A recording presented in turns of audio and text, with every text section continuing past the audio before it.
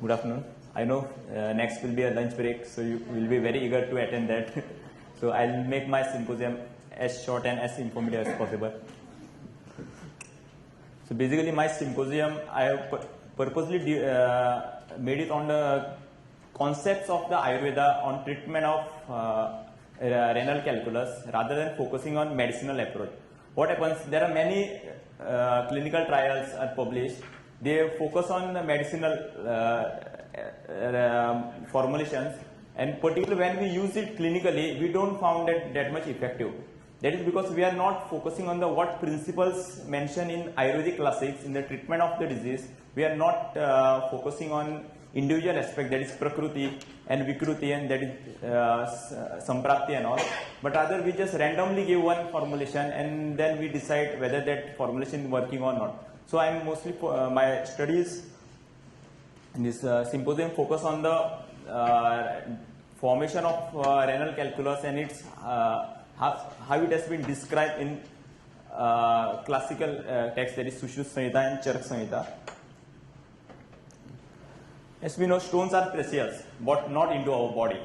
We rather interested in place them on our body or surrounding us, but not into our body. So what is urolithiasis? Basically, it is a term is used for the stone formed particularly in the kidney or urinary system. In Sanskrit, it is called as Ashmari. The Nirukti of Ashmari is given in Sanskrit shloka, that is Tulyashmana Yanti Tasmat Ashmari Vidu, means one which looks like fine gravels or stone, that is called as Ashmari. So particularly the calculus which forms in our body when we surgically remove it or when passed to the urine, it looks like fine gravels. That's why they are called as Ashmari. When we deal with the treatment of any disease, first Ayurveda emphasis on focus on its causative factor, why it is causing. Rather than just giving a number of formulation, just find out what is that factor that is responsible for causing as a causative factor of the disease. It may be exogenous factor or it may be a endogenous factor. So Acharya Sushruta is also known as father of surgery. So he basically focuses on the one causative factor, that there is no proper purification of the body. What happens in our day-to-day life, we consume food. So basically food undergoes digestion, and when if there is proper digestion, then that food will be converted into our body tissues. But what happens due to some improper food or due to the improper or unfavorable environmental factors or due to some mental psychological factors, or when we are consuming food under stress and all, our Agni, which is responsible for digestion, Agni is grossly term used in English translated textbook, you may find it as a fire, but I'll use the Agni. It is an energy which transforms. For example, if we drink one glass of milk, that milk is not, it doesn't remain as a milk, but it will be converted into our body structures like cells, tissues, organs, systems, like that.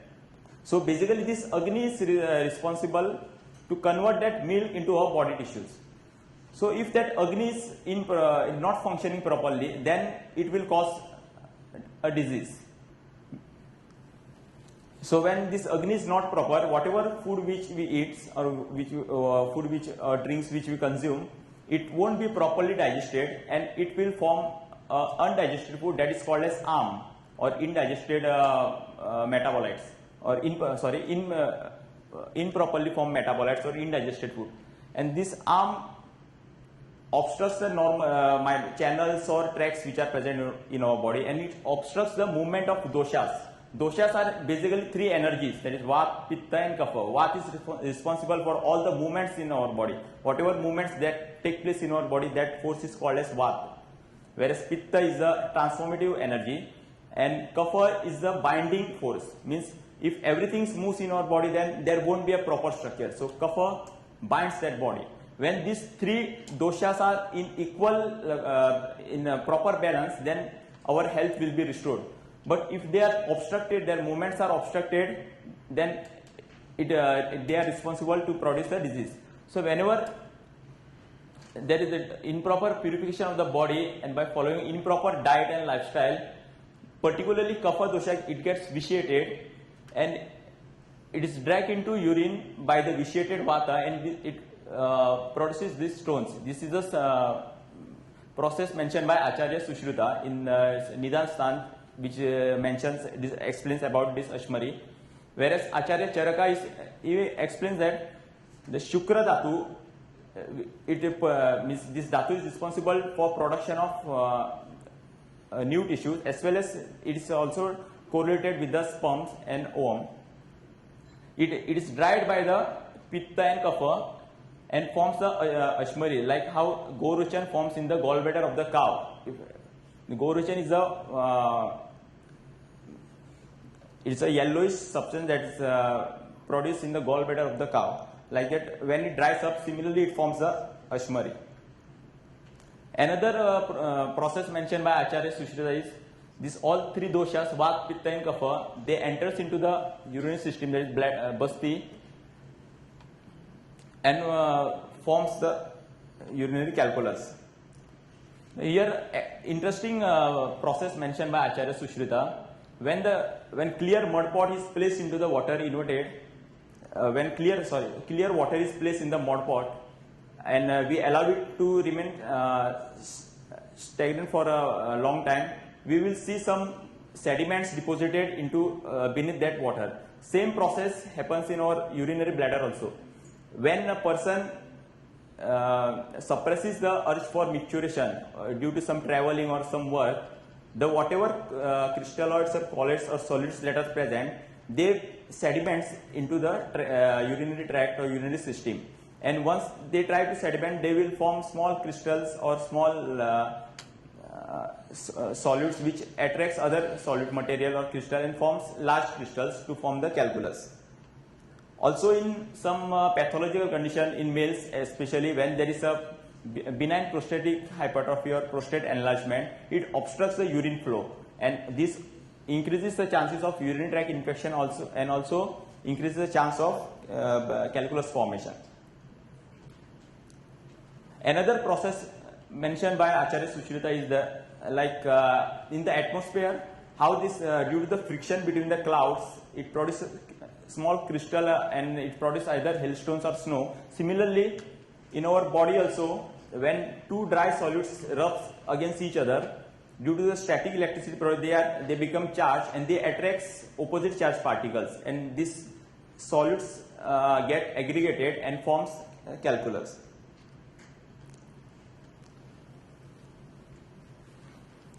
So when this there is a process formation is going on. When exact pathogenesis occurs, it produces some clinical features. But when this process is going on, it produces some pre-normal features which are called as Purva Rupa. Purva means pre and Rupa means features. So what are the pre-normal features? Pre-normal features are like pain and discomfort in the lower abdomen and also in the genital organs. Also, patient experiences anorexia, that is no desire for food. Also dysuria, that is difficulty in passing urine, fever and debility, and particularly the urine smells like that of the urine of the goat, like that features has been mentioned. And I observed this feature, means my professor made me to smell that urine of that person, and he also brought a sample of goat's urine. So both were having similar what we smell, it was present.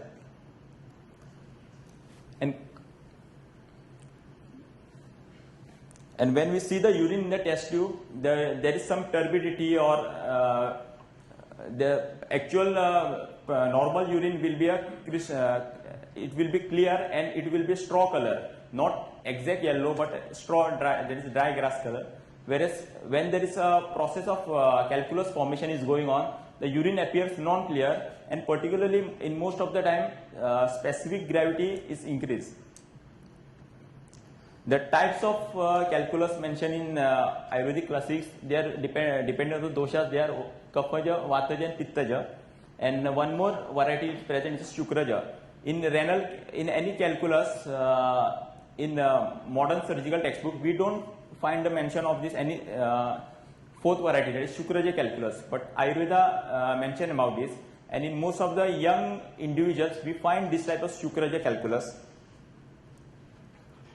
The common general features are the pain in the umbilical region, in the lower, that is hypogastric, the bladder region, in the perineum, the external genitals, either in anyone or while passing urine. Sometimes when stone is obstructing the urethra, there will be obstruction to the urine stream. Also, when the stone is, this calculus is crystalline, it has spikes, so it will tend to damage the tract and will produce red urine, that is hematuria.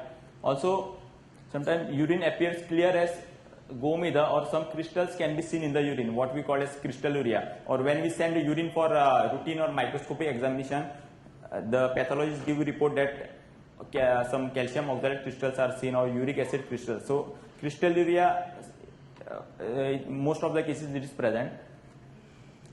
Also, there is discomfort or pain while performing the activities like running, swimming, or some gymnastic activities like hanging or swimming or riding on the. In those times, there was no vehicle, so people used to travel either or riding on the camel or horse. But nowadays, sometimes patient complains, particularly when riding two-wheelers or cycles, he complains of pain in the genitals or in the perineal regions. Also, Acharya Sushruta mentions shape of the calculus.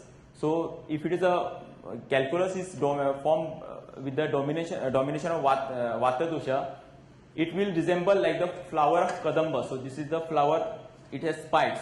So, mostly the oxalate crystals or calcium oxalate stone, this appears like this marker is there? Marker. Okay, thank you.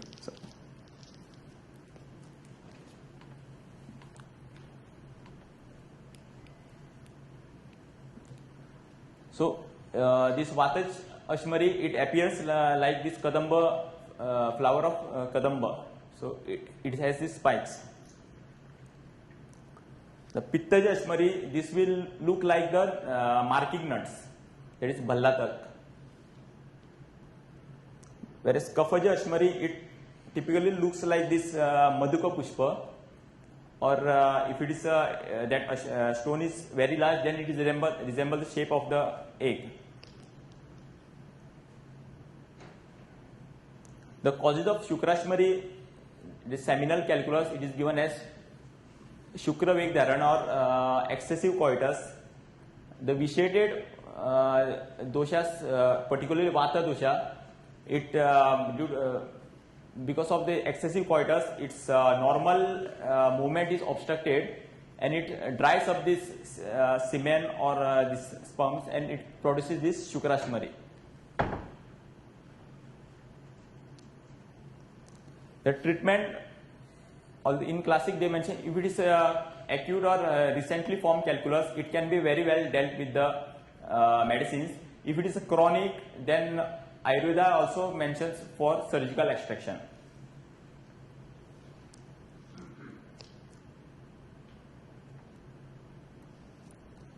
If it is a Vataja Ashmari, various herbs are mentioned like Pashan Ved, Vasuka, Shatavari, Gokshira, Bruhati, Kantakari.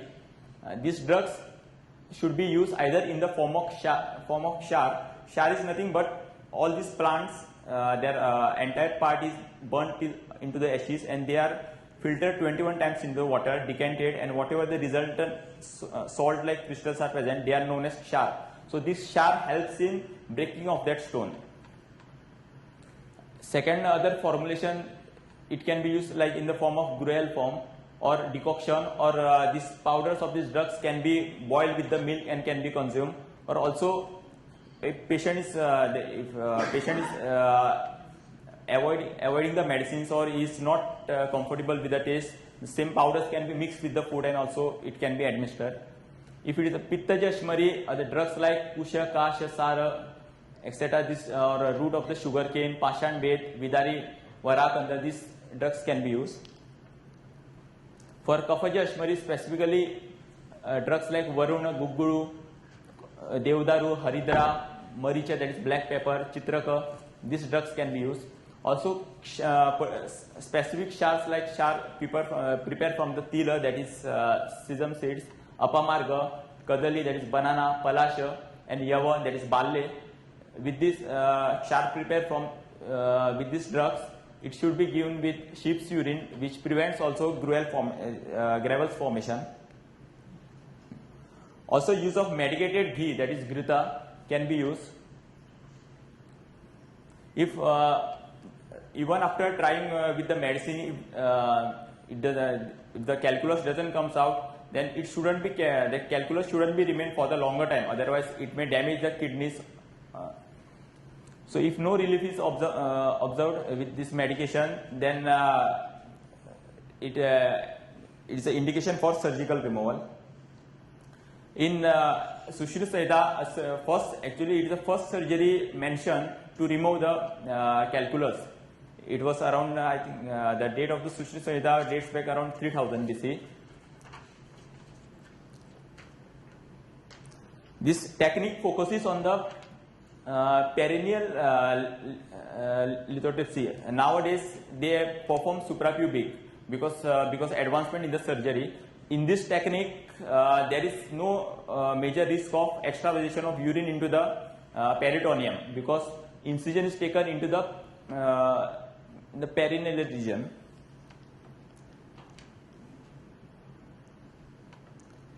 Only risk is that there are vital nerves and organs and major blood vessels passes to this region. So, if the surgery is not skillfully performed, then there is a damage to these important nerves, which may cause, if it is perineal nerves are damaged, then it may cause risk of impotency or libido like that. Or if major vessels are left unligated, then it may lead to the death also. Or also it may lead to the formation of vesical fistulas.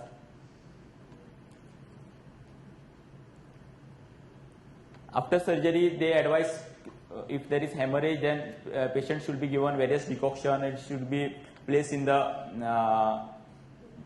tub water with medicinal decoction which arrests bleeding.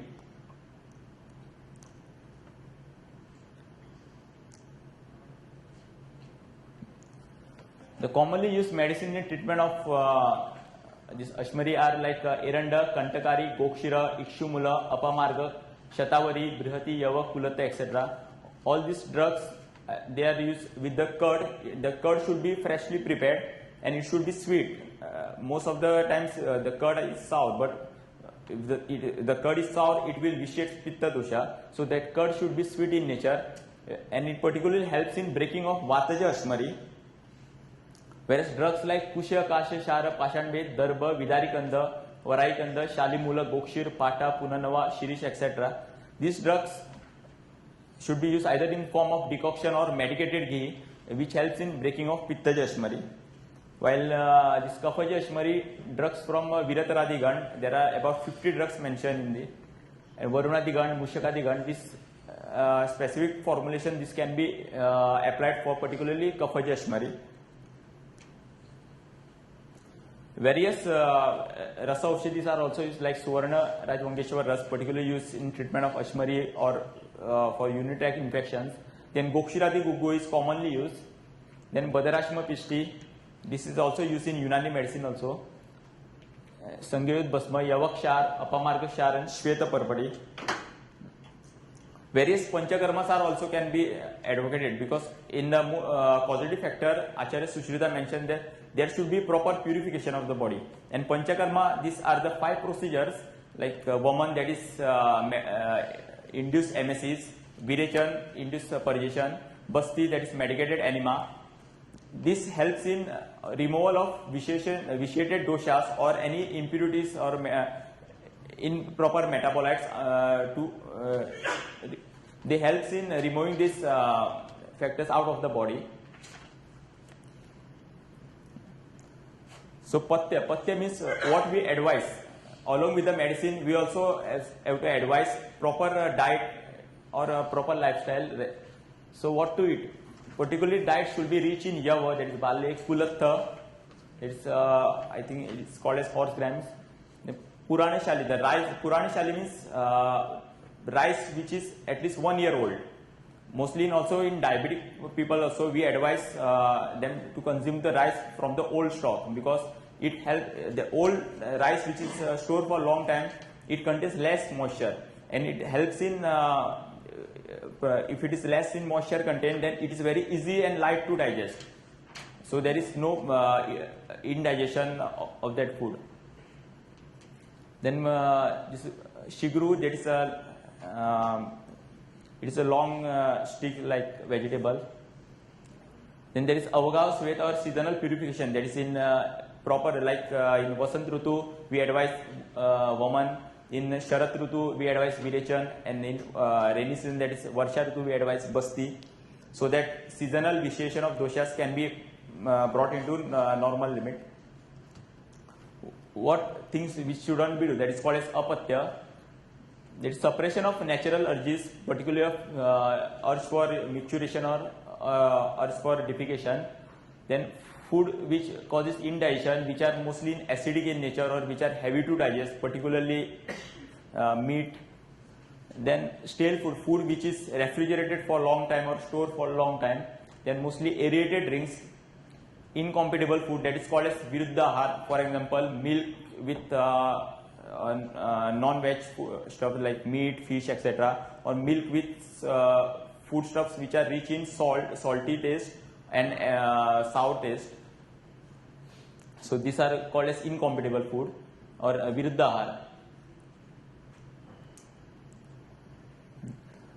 I would like to present a very interesting case. In this person presented with the seven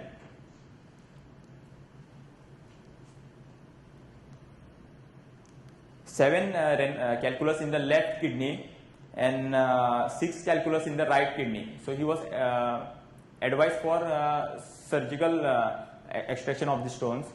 Though the stones were very small in size, particularly if it is less than 7 mm, we advise for medicinal treatment. If it is more than 8 mm, mostly it is very difficult to, if it is in the pelvic ureteric junction, it is very difficult to pass.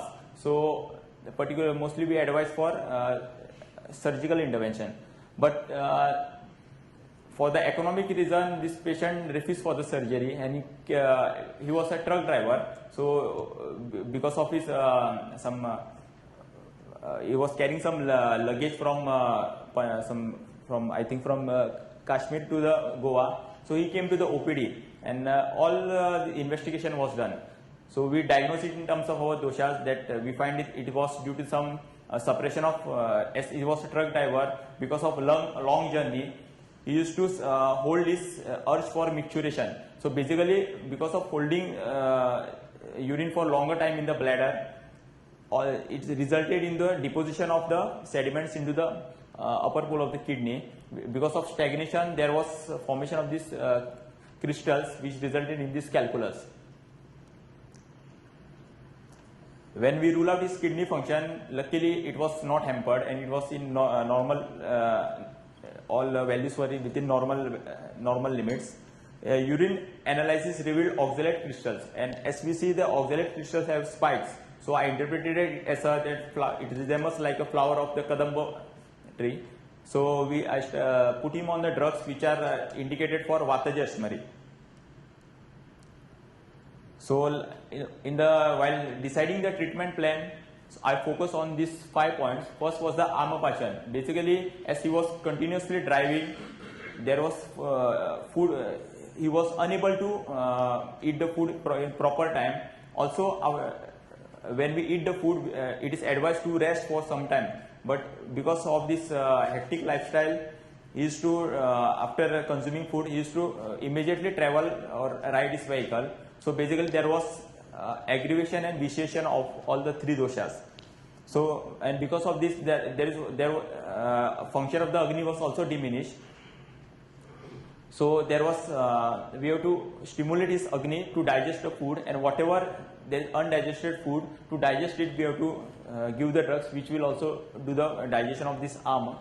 Then we have to regulate the gati of vata, that is vatanuloman. Actually the normal gati of vata is it moves downwards from head to toe, but due to some obstruction or due to some other factors, it either there is disturbance in the movement, so we have to restore that movement.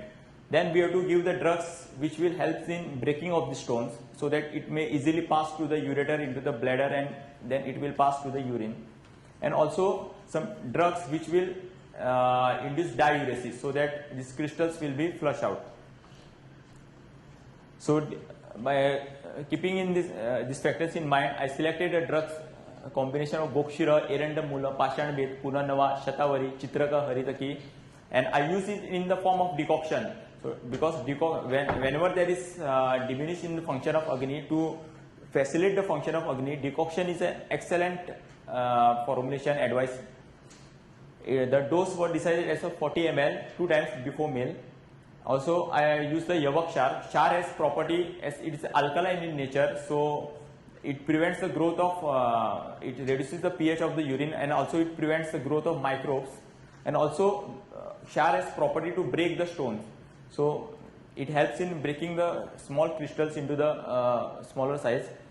Then Gandharva Haritaki, this is a excellent drug which we use for to treat the constipation. And the above mentioned Patya was advised. So after, as he was not staying in the Goa, so patient after taking medicine, he went to his stay, and as we prescribed him medicine, he was having that list, so he continued that medicine. And afterward, previous report was in the month of February, then he came in the September, and I just ruled out his sonography, lucky, and it was results were very encouraging. Previously there was in left kidney there was 7 stones. Now it just showed a 5 mm calculus in middle calyx and a 3 mm calculus in the inferior calyx and 2.5 mm in the superior. So from 7 it was reduced to 3, and right kidney showed from previously it was 6 calculus. Now it showed a 4 mm calculus in the middle calyx and 2 mm calculus in the inferior calyx and 5 mm in the superior calyx. I mean, there was no total evacuation, but at least there was reduction in the number of stones. And further we advise him to take the medicine regularly, so that there won't be recurrence of the stone. Thank you.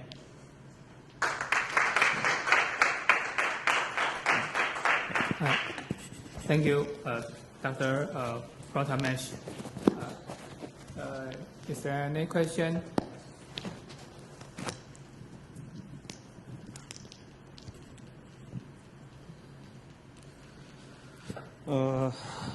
This excellent presentation. Sir, I want to know, whenever you're presenting a paper in an international conference, you are giving a name in this Ayurveda is not a use of any member of this conference, because it is completely in Sanskrit. And when you are giving a scientific name in this bracket, most of the members will benefit of this research paper, number one. Number two, the formulations what you done and what you prescribed or what you given to the patient, that is also important in this formulation, because you're going to present a paper on that doctors which are going to practice or any other type of clinical experiences. But when it actually is going to help, when you're giving a full formula for that, is what are the ingredients which is not mentioned in the name of scientific data. Number three is a result. When you're going to publish this result, you have to give a full report of the lab. It's not like what you are written in this, whatever this presentation. Because that is the scientific proof. Is the lab is given this before this 3 mm or before this 5 mm or before this 7 mm or 8 mm, 9 mm, what as I reduced this what are the second treatment, how many months and how many months of duration of your given the treatment, and then the size of the stone is this mm. This is the beneficial, what I thought is, because I am also in the alternative medicine, I have done so many researches on the specific renal calculi. I have lot of reports, it's completely gone. I have lot of reports because more than 7 and 8 years I worked in this renal calculi. This is because your presentation is excellent. But one thing is, what's the lacking is that I'm just, because it's an international conference, if you're going to present in this, your college or your Ayurvedic atmosphere is good. Though most of the people will understand easily. But here nobody knows about what is kapha, what is pitta, they doesn't know about it. And your given explanation is briefly, but in this drugs is very important. The drugs is going to act on the specific stone. That is very important. You have to explain in the scientific names. Thank you very much, sir. Thanks for the suggestion.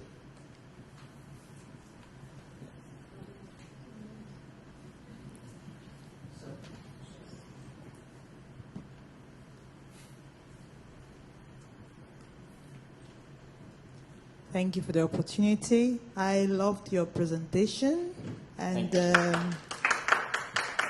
from the angle of your Ayurvedic holistic medicine, it's very sound. Unfortunately, like my colleague said, in the science world, you have a lot of critics like him. But my question really was just to find out, when you say drugs, did you mean plants or did you mean an extract of the plants or combination of plants? When you were talking, you kept on mentioning drugs. I wasn't sure whether it was in relation to a plant, like you did mention, and the sugarcane root, the cucumber. So when you said drug, I just wanted to know which was which. Thank you. General means with context to the previous slide. Generally, it's a general guideline given in Ayurveda. Means whenever a simple name of the drug is given, you can mostly if specific any part is mentioned, then that part should be used. Otherwise, there is means physician, depending on his experience, depending on the classical guidelines, he has liberty to use any part of that plant. What the question is, if we have the specifics, for example, root, leaves, or bark, or whatever the content which is you're using, that is which is more effective on that specific. That's the main question. In your farm, what you use.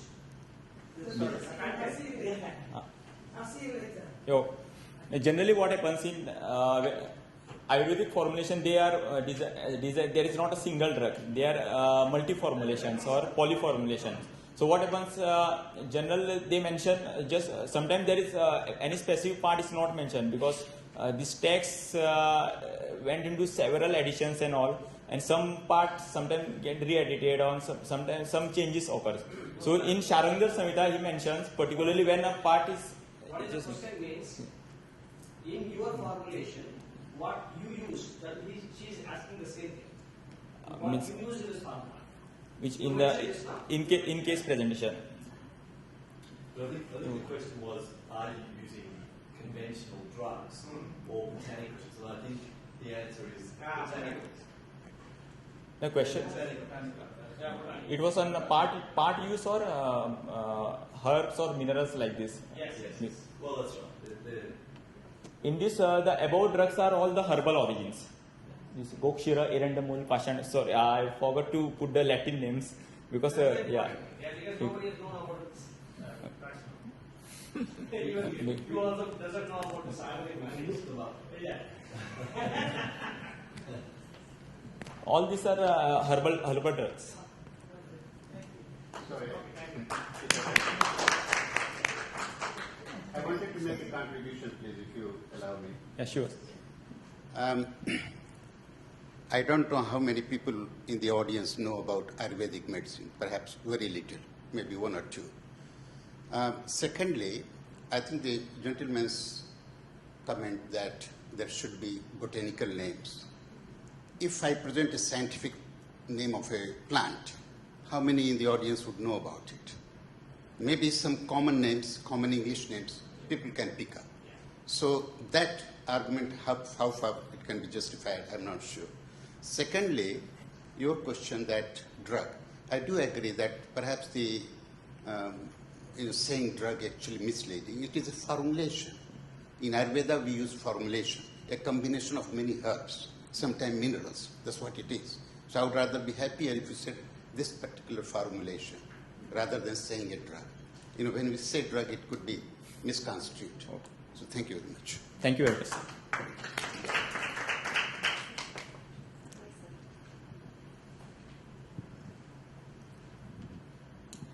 That was a nice presentation, Prathamesh. Thank you very much.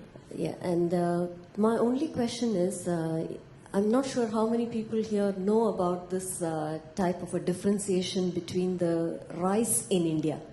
We have one kind of a rice which is the boiled rice and the raw rice. And one of your slides spoke about, Shashti. yeah, you said rice that is more than a year old or something like that. So did you mean the raw rice or the boiled rice? This is a boiled rice or paraboiled rice. That is a it is a different, but this Shashti Shali, that is it is a variety of rice which grows in 60 days. Means that from the sowing of the seed to the growing of the piti, it takes 60 days, means 2 months. That is a variety of the rice. And Purana means at least it should be 1 year old. It is a general. Post means after cultivation up to the storage, it should be a 1 year old. It should be in the godown for 1 year old, and it shouldn't be infested with worms and pests and all. So how is a patient going to identify that this rice is 1 year plus years, 1 year plus old? Actually, it's from the shopkeeper on, because new rice mostly means exactly I cannot explain, but when you hold or when you break it, from that consistency we can make it, whether it is new form. If it is a new, that it will contain more moisture, so it won't break easily. Whereas it is its moisture content is reduced, then it will break, it will crack very easily. The purpose is that their moisture content should be very less. So that will result in it won't result in indigestion of that rice and formation of the armor. Basically, we focus is on this principle, is that when we eat that rice, it shouldn't be result into armor. Well, you can relate it to new potatoes and mature potatoes for the English people? I haven't worked on that. Oh, okay, thank you, Dr. Prathamesh. Let me announce the poster session will be held in lunch breaker room. So welcome to participate. I represent the conference to give Prathamesh, Dr. Prathamesh the certificate of presentation.